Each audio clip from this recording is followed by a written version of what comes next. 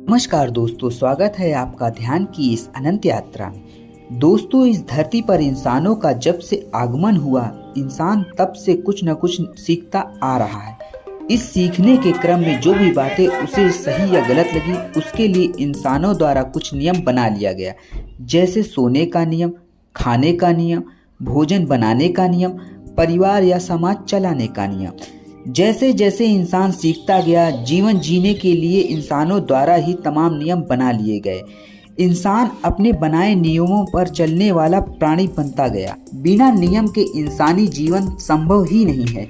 जिस प्रकार इंसानों द्वारा इस देश को चलाने का नियम संविधान के रूप में, शिक्षा प्राप्त करने का नियम पढ़ाई के रूप में, भगवान को प्रसन्न करने का नियम पूजा के रूप में किया जाता है, ठीक उसी तरह महापुरुषों के द्वारा एक आम इंसान को भगवान बनाने का नियम बताया गया है कि कैसे कोई साधारण इंसान भगवान बन सकता है। दोस्तों, इस नियम को जानने से पहले जानते हैं आखिर भगवान कौन है और लोग क्यों इनकी पूजा प्रार्थना करते हैं। दोस्तों, भगवान, ईश्वर, अल्लाह, गॉड, इनके कई नाम हैं। अलग अलग संप्रदायों में अलग अलग कहानी भगवान के बारे में सुनने को मिलती है। कोई इनको पूरी सृष्टि का रचयिता मानता है तो कोई सबको पालने वाला, कोई इनको हिंदू मानता है तो कोई क्रिश्चियन या फिर मुसलमान। पर मज़ेदार बात यह है कि किसी भी भगवान ने खुद को हिंदू, मुसलमान या क्रिश्चियन कभी नहीं कहा, क्योंकि वो सभी एक साधारण इंसान ही थे। पर उन्होंने अपने जीवन में आदर्श नियमों का पालन किया और खुद के भीतर ऐसे गुण या कहें ऐसी काबिलियत लाई जिससे वो सभी इंसान समाज में कुछ अच्छा कर सके। ये तो उनके मानने वालों ने अपनी आस्था या फिर कहें डर के कारण उनको भगवान का नाम दे दिया। दोस्तों, भगवान कोई इंसान जैसा दिखने वाला प्राणी या जीव नहीं है जिसकी कई जगह हम मूर्ति बनाकर पूजा करते हैं। भगवान तो गुण और स्वभाव है, इसको हम आसान भाषा में समझते हैं। जैसे अगर मैं अभी किसी बात में मीठे शब्द का प्रयोग करूं तो दिमाग में आपके कोई ना कोई मिठाई या फल की याद आ जाएगी। ठीक उसी तरह अगर मैं तीखा बोलूं तो आपको मन में मिर्च की याद आ जाएगी, क्योंकि मिर्च और मिठाई अपने स्वभाव से जानी जाती हैं। इसको और एक उदाहरण से समझने की कोशिश करते हैं। जैसे अभी अगर मैं आपसे बल्ब की बात करूं तो हमारे दिमाग में प्रकाश की याद बन जाएगी। इसी तरह अभी मैं पानी की बात करूं तो मन में गीला गीला बहता हुआ कुछ ऐसी याद बन जाएगी।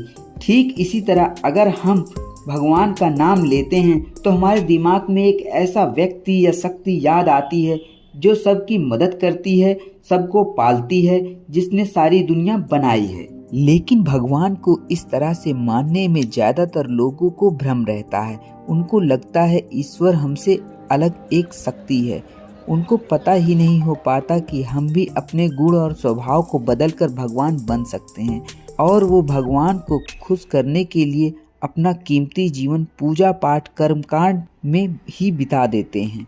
जबकि भगवान होने के लिए सबकी मदद करना, सबसे प्रेम करना, सभी को क्षमा करना और रक्षा करना होता है। लेकिन आज इंसान भगवान की मूर्ति बनाकर कर्म कांड करके या फिर भगवान को निराकार मानकर प्रार्थना या इबादत करता है। ये जितनी भी बाहरी आलम्बन है भगवान, ईश्वर, अल्लाह को मानने के, ये सब एकदम बेसिक लेवल के हैं। जैसे किसी बच्चे का एडमिशन केजी में करा दिया गया और वो जीवन भर बस ABCD ही सीखता रह जाए। और समाज में ज़्यादातर लोग ईश्वर, अल्लाह, गॉड को बस इसी स्तर पर मानते हैं।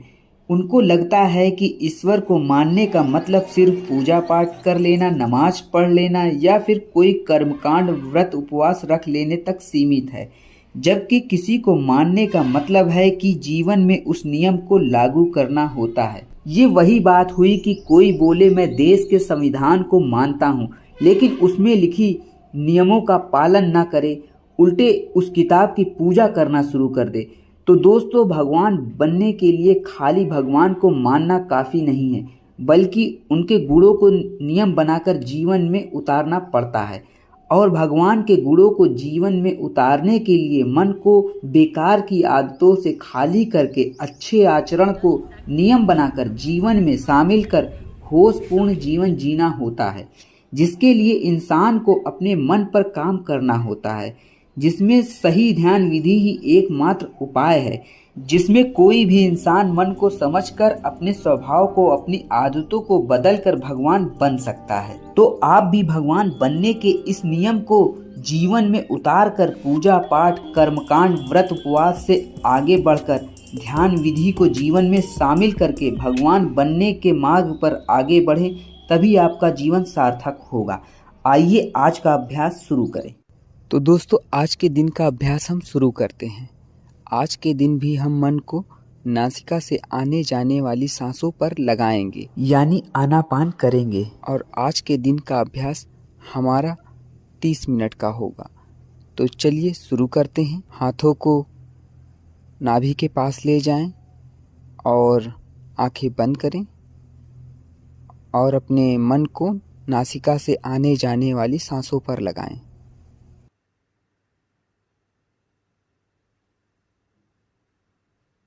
तो दोस्तों, आज के दिन का अभ्यास समाप्त हुआ।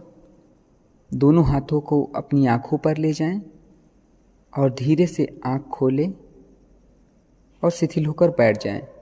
अब मिलते हैं अगले दिन। तब तक के लिए धन्यवाद।